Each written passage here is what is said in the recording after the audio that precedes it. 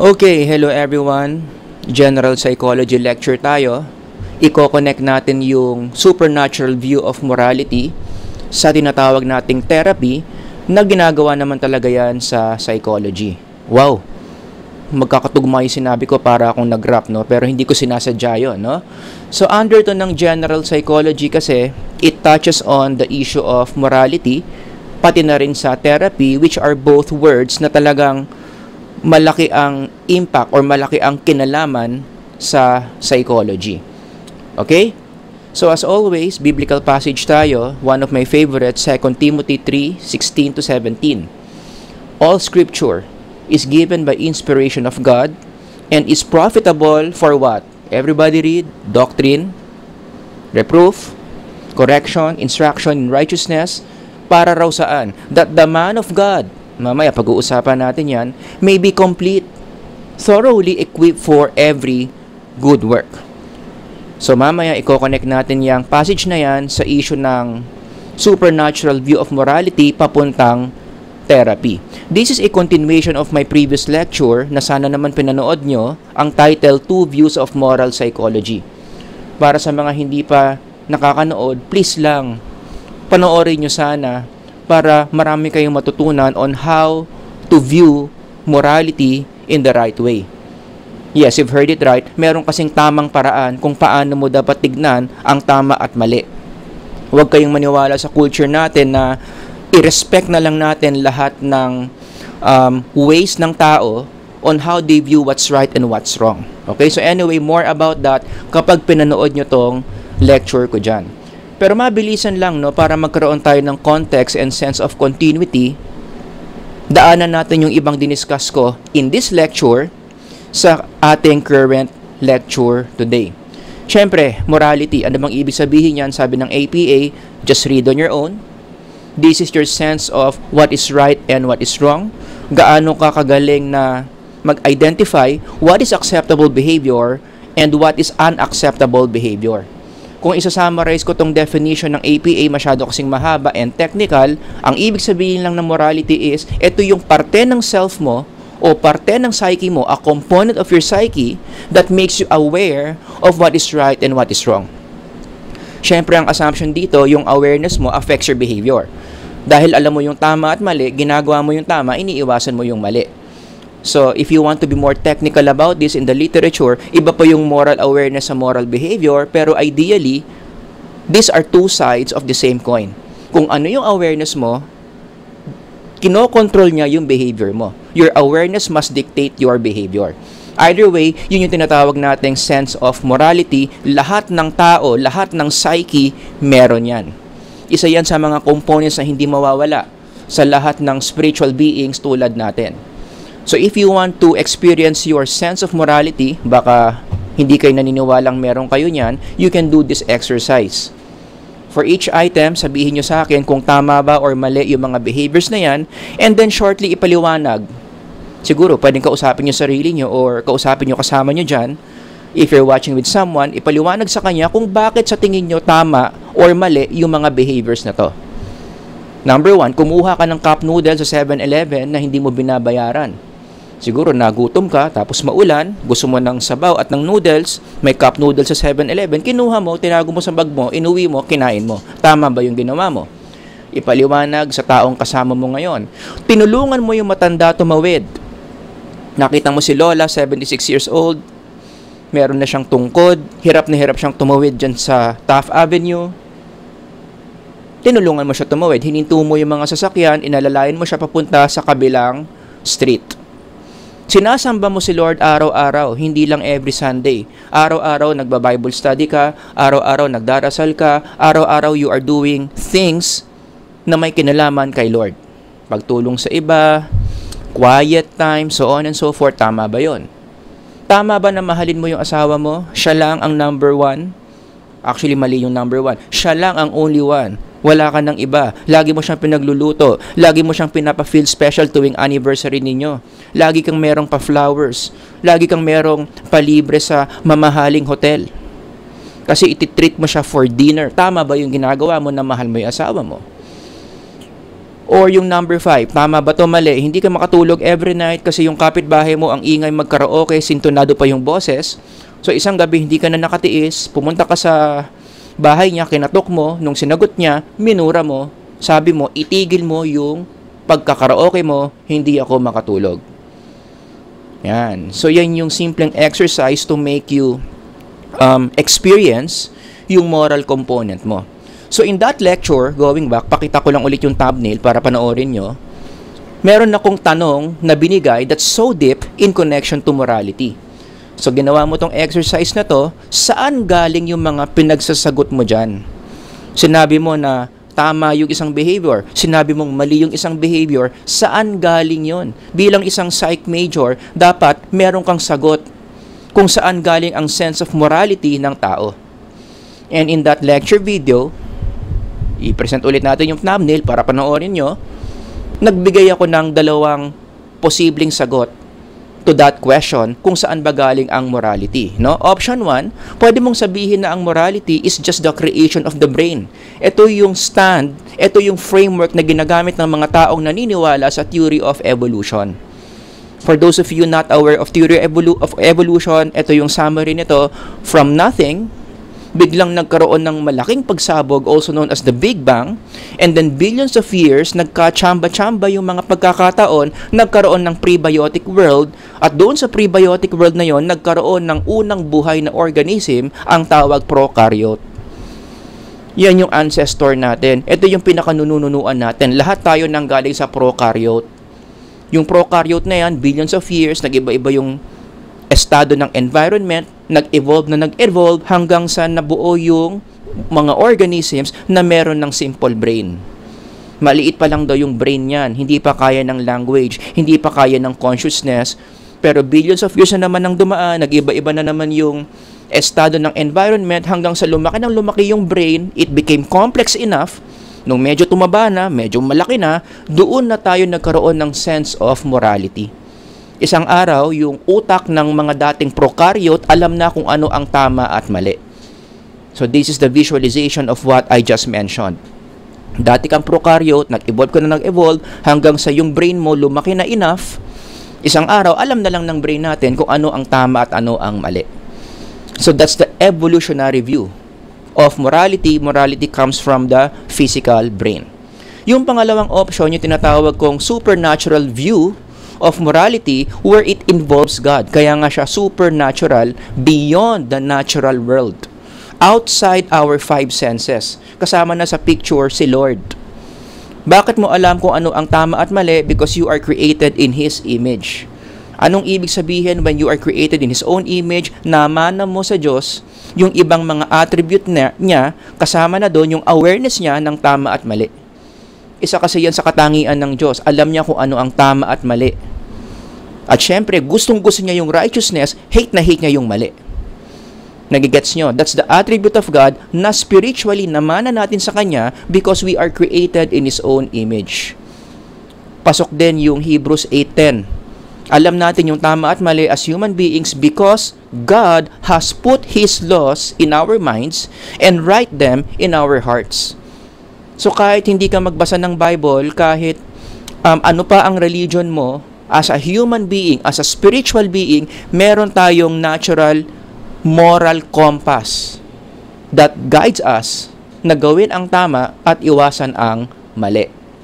Nagigets nyo? So, kapag pinanood nyo yung lecture video ko, which again, pakita ulit natin para panoorin nyo, talagang dinisect ko yung dalawang views na yan. Pinag-usapan namin dyan yung strengths and weaknesses of the evolutionary view versus the supernatural view. So kung gusto nyong malaman yung strengths and weaknesses, panoorin nyo yung lecture video ko na yon. Pero in this lecture, i-emphasize ko lang, magsisimula ako doon sa strengths, doon sa supernatural view of morality. Bakit ako dyan nagsisimula? Kasi yan yung topic natin. Baka nalimutan niyo niya, supernatural view of morality and therapy. So dyan ako magsisimula sa supernatural view.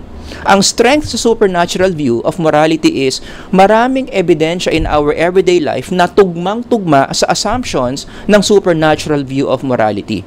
Like for example, number 1, bakit ang konsyensya universal? Lahat ng tao sa buong mundo merong konsyensya, unless of course for the very very few minority na meron silang mental illnesses. May mga maliit na population ng mga tao na parang wala silang sense of conscience, but that's besides the point. Ang natural profile ng isang matinong tao, normal na tao, meron tayong sense of conscience. Other than that, bakit meron tayong universality concept of law and justice? Actually, connected yung 1 and 2. Dahil ang mga tao may konsyensya, ang natural effect niyan, gusto natin meron tayong batas, at kapag may nag-violate ng batas, gusto natin ibigay yung justice sa mga biktima ng mga violators. And that is universal. Kahit saan ka pumunta na lupalop ng mundo, all countries, all nationalities, meron silang konsepto ng law and justice. Wala pa akong alam na country na pag pumunta ka doon walang batas. Lahat pwede mong gawin, walang huhuli sa'yo when you violate their laws. Lahat ng country may batas. Lahat ng country may sense of justice. Ang tanong, bakit yan universal? Sagot, kasyang-kasya kasi yan dito sa framework na yan. Universal ang conscience, law and justice because we reflect that attribute of God. Because God is a God of the conscience. He is the God of laws. He is the God of justice. Namana natin sa Kanya yan. Kaya dyan ngayon papasok yung isang weakness ng evolutionary view na daanan ko na lang ulit ng mabilis. Kung totoo ang evolution, bakit wala man lang isang society ang nakachamba na yung evolution ng brain niya walang conscience, walang law, walang justice? Sa framework ng evolution, napakahalaga ng diversity Kaya nga ginawa yung theory of evolution, if you study its history, para ipaliwanag kung bakit iba-iba ang mga organisms. Napakahalaga ng diversity in evolution. So ang tanong, bakit when it comes to morality, wala man lang isang grupo ng mga tao na nag-evolve by chance, by natural selection, na wala silang conscience, wala silang law, wala silang justice? Isa yan sa mga questions that evolutionists should answer. Alright? Anyway, number 3, another evidence na nagme-make sense itong supernatural view of morality is morality precedes experience based on an experiment. Ulitin ko, experiment, scientific experiment in psychology ginawa ni Paul Bloom on the morality of babies na diniscuss ko ulit in my previous lecture. In that experiment, nakita na hindi mo kinakailangan ng experience, specifically the babies. Hindi nila kinakailangan ng experience para malaman kung ano ang tama at mali. Again, that's a big blow against the evolutionary theory. Kasi sa theory of evolution, napakahalaga ng environmental experience para mangyari yung evolution. Bakit dun sa experiment ni Paul Bloom, napakabata ng mga babies, less than 5 months. They don't have time to quote-unquote evolve, yet they have the awareness of what is right and what is wrong. Alam nila kung sino yung salbahing puppet, kung sino yung mabait na puppet, at gusto nila lagi yung mabait na puppet. Again, more about that if you watch my previous lecture. Nagigets nyo? So itong mga supports na ito are very in line, tugmang-tugma sa framework that indeed our moral compass is designed by God. Pinogram na tayo ni Lord na as spiritual beings, meron tayong natural appetite for right things and natural avoidance of the wrong things. Okay? So, iwan muna natin yung idea na yan. Pumunta na tayo sa idea ng psychotherapy, which is one of the processes na ginagawa sa psychology. So, according to APA, ito raw ang ibig sabihin ng psychotherapy. You just read on your own. I-pause nyo yung video kung gusto ninyo. But I want you to focus on the red words. Ano ang pinaka-purpose ng psychotherapy? Yung pinakamalaking word dyan, to treat. Pagalingin. Ayusin. Ano yung inaayos? Sabi dito, yung something dysfunctional. At ano yung dysfunctional na inaayos? Yung psyche. Kaya nga siya psychotherapy. Ayusin natin yung psyche. So may problema dito yung psyche. Ang assumption dito, ang isang taong nag-undergo ng psychotherapy, meron siyang certain form of dysfunction. Siguro meron siyang diagnosis from the DSM-5. Alam niyo naman siguro na yan, no? Siguro yung taong to, depressed. Yung taong to, may personality disorder. Yung taong to, obsessive-compulsive. Yun ang inaayo sa psychotherapy.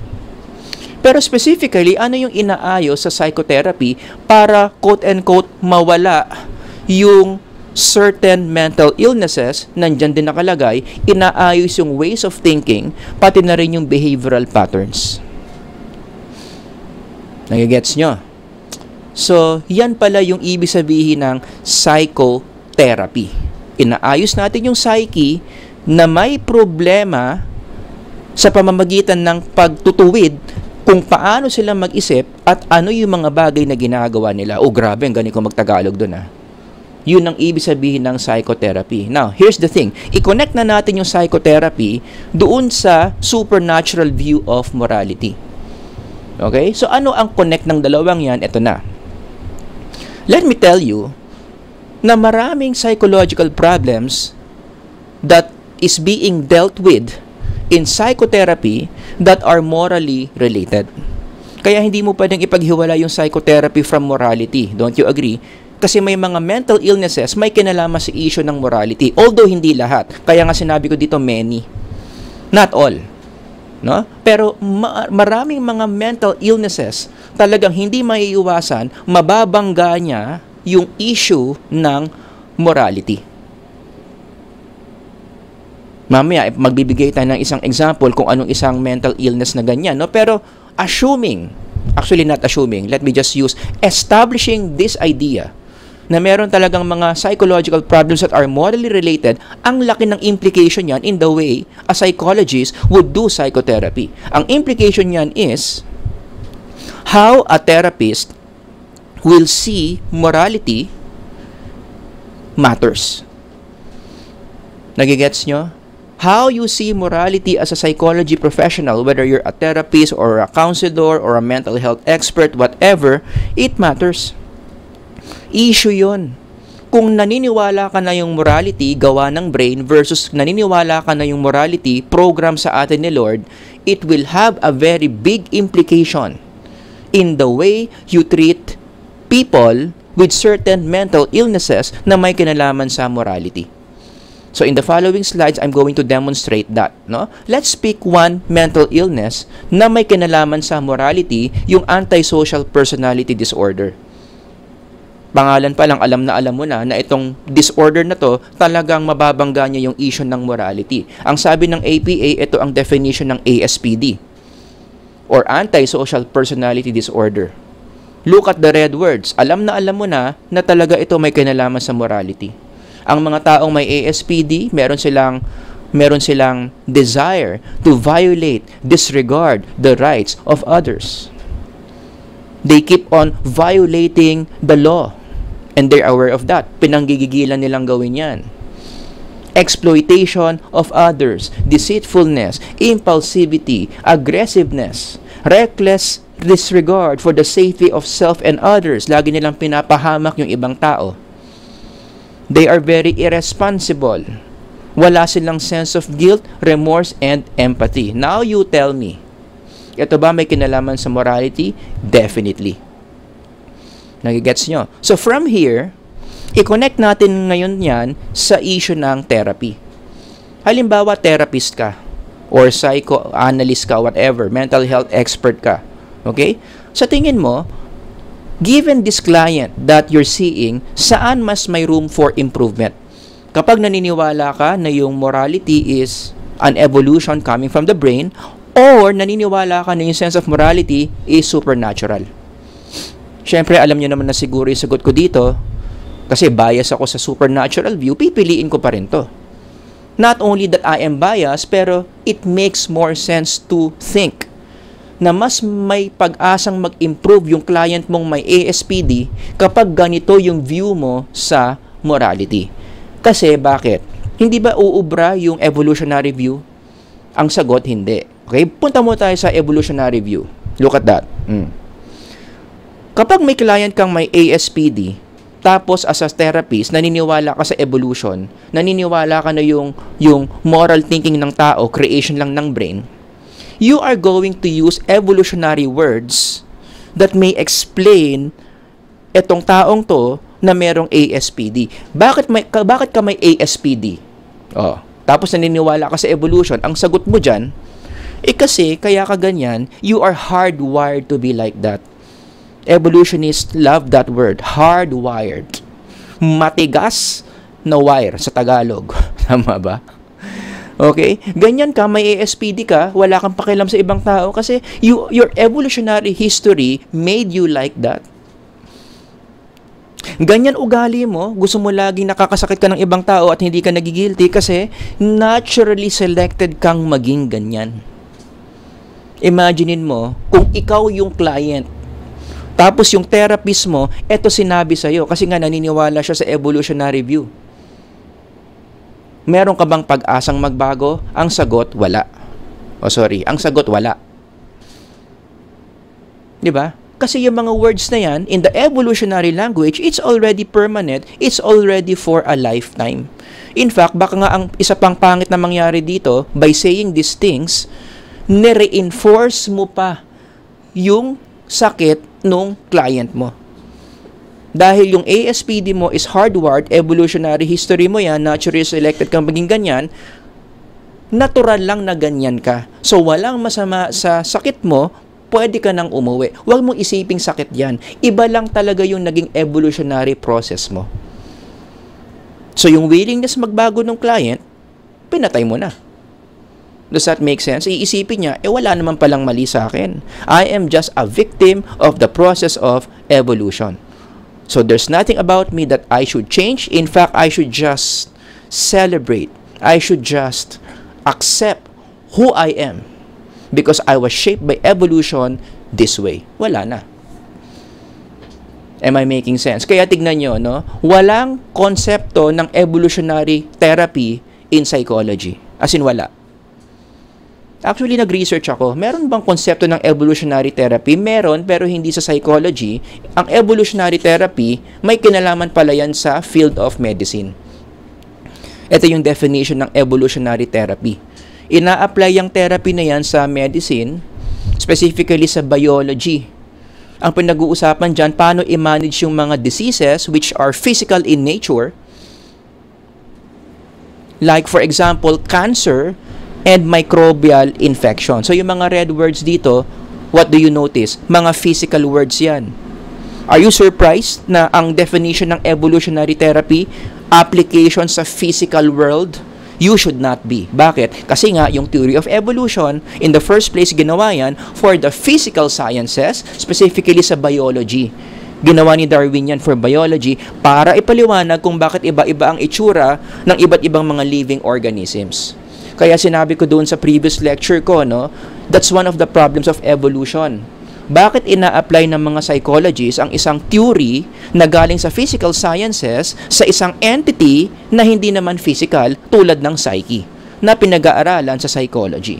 So sinabi ko yan in this lecture, the theory of evolution must not be applied to matters of the psyche. Mismatch.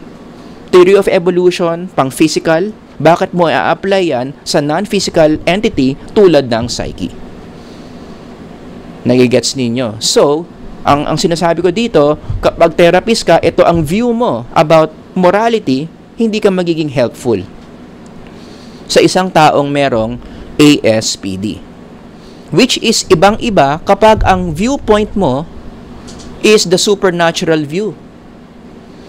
Naulitin ko, yung moral awareness natin, nakuha natin yan from the God who designed us. So kapag eto ka, therapist ka, at meron kang kliyenteng may ASPD, ano ang magiging goal mo? Ang goal mo is, quote-unquote, i-jumpstart yung moral awareness ng taong to. Kaya niya laging ginagawa yung mali at hindi niya ginagawa yung tama kasi for some reason, yung moral awareness ng taong to nasira, or nalibing, or natulog, or humina, whatever. Whatever image you would like to use. Pero you get my point. Humina yung moral awareness ng taong to. Kaya ang goal mo is, paano ito i-jumpstart? Paano to gisingin ulit? Paano to gawing active ulit? And in this view, there are two ways how to do that. Number one, pwedeng supernatural means. Ipag-pray mo. Syempre, marami na naman nakataas ang kilay, especially for those na ina-underestimate yung power ng prayer or hindi naniniwala sa prayer, no? Don't worry, I understand, no? Pero that's one of the ways kung paano i-jumpstart yung moral awareness ng taong to, and then supernaturally, if your prayer worked, God Himself may intervene and really change the moral system of this person. Si Lord mismo ang gigising sa moral awareness niya. Hindi marami, pero may mangilan-gilang mga tao, ganyan yung naging paraan kung paano na jumpstart yung moral awareness niya. One good example in the Bible, si Paul. It used to be, pinapatay niya yung mga Christians, pinapersecute niya yung mga Christians. Ano nagbago? Bakit bigla siyang naging kakampi ng mga Christians and became one of the greatest Christians who ever lived in doing God's work? What changed? Supernatural. Basahin niyo lang sa Bible yung tinatawag na road to Damascus niya. Yan yung story ni Paul. Kung paano siya nag-iba. From persecuting the church to promoting the church. So, yun yung supernatural. No? Pero syempre, mga psych majors yung nakikinig ngayon, doon tayo sa psychological. Yung psychological, paano mo i-jumpstart yung moral awareness ng isang taong may ASPD dahil naniniwala kang may moral awareness siya at gigisingin mo lang yan, tuturuan mo ngayon siya ng mga psychological principles. Tuturuan mo siya ng tamang thinking, ng tamang emotions, ng tamang behaviors. At kung ikaw, psychologist ka, na naniniwala ka in the supernatural view of morality, saan mo kukunin yung mga tama na yan? Yung tamang thinking, feelings, and behaviors, the Bible, God's Word, the designer of our psyche, gives us those principles. Kung ano yung tamang thinking, emotions, and actions. So you will get these principles na ituturo mo sa kliyente mo from God's Word, kaya natin binasa yung 2 Timothy. All Scripture is given by inspiration of God and is profitable for what? Doctrine, reproof, correction, so on and so forth. Diyan mo ngayon yan kukunin. Nagigets ninyo? So again, going back to my claim, meron kang kliyenteng may ASPD. Yung problema niya may kinalaman sa sense of morality, saan siya merong mas may pag-asa dito. Eto, pero magiging fair ako dito ha. Etong supernatural view of morality, kung i-connect mo to sa treatment ng antisocial personality disorder, okay? Kulang na kulang ang research. You can search on that sa Google Scholar. Wala masyadong mga psychologists ang naggawa ng study that explores whether spiritual interventions effectively treat ASPD.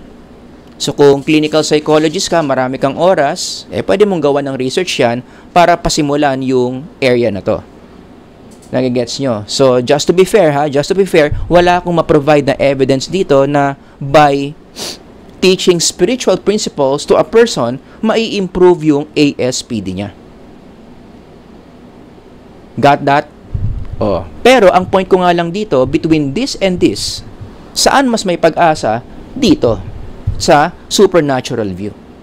Kasi nga, kapag nandito ka sa evolutionary view, pinapatay mo na kaagad yung pag-asa for change because you're using words such as, again, hardwired, evolutionary history mo yan, naturally selected kang maging ganyan. So, between these two frameworks, dito ka talaga mas may pag-asang magbago. Kung ikaw yung taong merong ASPD. Does that make sense? Although we don't have enough research on that, logically speaking, in terms of how high the chance is na pwede pang magbago ang isang taong may ASPD, dito talaga kapag ganito yung model mo. But let me be more specific here. Bakit? Bakit natin hina-hypothesize na mas may pag-asang magbago ang taong may ASPD sa framework na to? Itong sagot ko dito, and my answer is very philosophical. Kasi, ang explanation dyan, kapag ito yung framework of morality mo na ina-apply sa isang taong may ASPD, nagiging tugma yung spiritual solution mo sa spiritual problem niya. In the first place, ASPD is a spiritual problem. Tama ba? Pag may tao kang nakitang may ASPD, meron yung problem spiritually. Tapos, yung solution mo, which is this one, pupunta ka sa God's Word to teach this person spiritual principles, spiritual solution yon. Mas mataas yung chance na mag-work out yan. Kasi tugma. Everybody say tugma.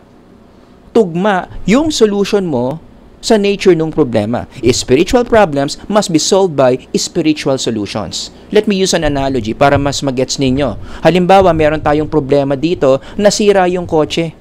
Hindi umaandar. Now, you have two options para masolusyonan yung problema. Sabihin nyo sa akin, saang approach, saang solution, yung mas mataas yung chance na maayos tong problema. Option 1, physical solution. Meron kang may mga tools ka dito. Meron kang toolbox, pang kotse. Ito yung gagamitin mo para ayusin yung problema mo, bakit tumirik yung kotse mo. That's the physical solution. Option 2 is spiritual solution. Ipag-pray mo ng ipag-pray na sana itong kotseng to umandar. Alin dyan sa tingin nyo mas mataas yung chance na maayos yung problema? Ang sagot, syempre, ang tamang sagot, yung physical solution. Hindi ko minamaliit yung prayer. Ang sinasabi ko lang dito, mas mataas yung chance na masosolve yung physical problem na to kapag ginamitan mo ng physical solution. Tugma kasi yung solution sa problema. Although I am a strong believer of prayer, I really value prayer, I don't think prayer will solve this physical problem in the natural world. Unless, of course, if God intervenes. No? Pero, masyado nang malalim yung part na yon, dun lang muna tayo sa shallow. Physical solutions can solve physical problems. I-connect nyo yan sa topic natin ngayon when it comes to problems in morality, such as someone suffering from ASPD. It is a psychological problem. Wala kang pakialam sa iba, wala kang remorse, gustong-gusto mong ginagawa yung mali. Psychological problem yon. Aling solution sa tingin nyo yung makakasolve ng psychological problem na yan? Doing something about the brain, which is physical, pinaniniwala ng mga evolutionist, which by the way, sinabi ko na kanina, there's nothing you can do with that brain because it evolved that way in the first place. Or, yung solution mo is psychological or spiritual. You do something spiritual. Pray for this person. Teach this person God's principles in the Bible. Pray for this person. Let the Holy Spirit overtake this person para ma-overcome niya yung diagnosis niya, which is which. If you are in the right frame of mind, if you're going to use logic, ano ang tamang sagot? Mas mataas yung chance na yung nagagaling to, aayos to, kapag yung solution mo is spiritual. Kasi spiritual yung problem. Dito, wala ka nang masyadong magagawa kasi nga, sa pananaw mo, lahat ng bagay na psychological is just physical. Hindi tugma, just like my analogy here. So, I hope you can connect this. Mas effective dito ang tools kasi tugma siya sa nature ng problem. Mas effective dito ang spiritual solution kasi mas tugma siya sa nature of the problem, which is spiritual din. Nagigets nyo? Ngayon, balikan natin yung opening verse kanina. Kaya nga dito sabi, the man of God, di ba? All scriptures is given by inspiration of God and is profitable for doctrine, for reproof, for correction, for instruction in righteousness, that the man of God. How does the Bible see the man of God? Physical or psychological? /spiritual? Ang sagot, spiritual. So, ang implication yan, kapag ang tao na spiritual may problema, ang sabi sa passage, ano daw dapat yung solution na mataas ang chance maayos yung problema, dapat spiritual. Because man of God is spiritual being, that man of God requires spiritual solutions kapag meron siyang problema, especially when it comes to morality. Sinabi pa nga dito sa passage, ano yung mga solutions na yan Solutions like what? Doctrine. Ang isang taong may psychological problem, turuan mo ng tamang doctrine, i-reproof mo, i-correct mo yung mga maling thinking niya, bigyan mo siya ng instruction in righteousness. Yun yung paraan para maayos ang isang spiritual na tao. Bigyan mo siya ng mga spiritual na solutions. And where do we find those spiritual solutions? None other than in God's Word. Nagigets ninyo? Kaya malaki talaga ang failure rate na may experience mo if you deal with people seeing them as just purely physical beings. Para sa akin, mas okay pa rin, mas tugma sa reality pa rin, yung tignan mo yung mga tao as spiritual beings. So a lot of our mental illnesses are spiritual in nature that requires spiritual solutions. Now, don't get me wrong, hindi ko sinasabing sa psychology walang mental illness na physical ang cause. Meron din naman. Ang sinasabi ko, for those illnesses na ang clear cause niya is really spiritual, dapat spiritual din yung solutions natin. Na hindi mo nga gagawin kung naniniwala ka na ang tao nag-evolve lang galing prokaryote. Alright? So, yan lang yung maikli nating lecture tungkol sa supernatural view of morality and therapy. Kung meron kayong mga comments, questions, ilagay nyo lang dyan sa baba. Sir Howard here. Until the next lecture. God bless everyone. Bye-bye.